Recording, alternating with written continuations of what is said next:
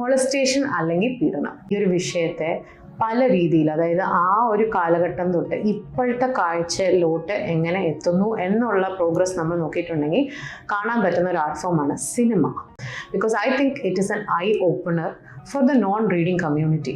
കാരണം എല്ലാവരും ഇപ്പം പത്രം വായിക്കുന്നവരല്ല, പോരാത്തതിന് റീലിൽ പോലും നമ്മൾ ചെയ്യുന്ന പല കാര്യങ്ങളും സിനിമ ബേസ്ഡ് ആണ്. അപ്പം എങ്ങനെ പോയാലും സിനിമ കാണാത്തവർ കുറവ് തന്നെയാണ്. ആ ഒരു കാഴ്ചപ്പാടിൽ നമ്മൾ എടുക്കുകയാണെങ്കിൽ ഈ ഇഷ്യൂവിനെ കുറിച്ച് സംസാരിക്കേണ്ടിയിരിക്കുന്നു. ഒരു മോളസ്റ്റേഷൻ എന്ന് പറയുന്നത് വളരെ കോമൺ പ്ലേസ് ആയിട്ടുണ്ട്. ഇപ്പോൾ എനിക്ക് തോന്നുന്നത് വെച്ച് കഴിഞ്ഞാൽ കേരളത്തിലൊക്കെ എനിക്ക് തോന്നുന്നത് ഇപ്പം അങ്ങനെ ഒരു സംഭവം ഉണ്ടായിട്ടുണ്ടെങ്കിൽ ആരെങ്കിലും വീട്ടിൽ പോയി പറയുന്ന പോലും ഇല്ല എന്നാണ് എനിക്ക് തോന്നുന്നത്. കാരണം അത് അത്രയും കോമൺ ആയി.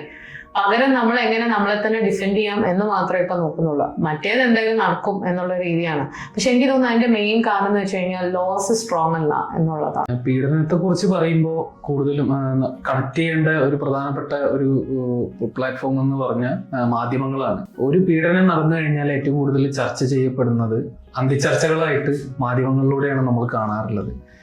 സെൻസേഷണൽ ന്യൂസുകളാണ് അവർക്ക് പീഡനങ്ങൾ.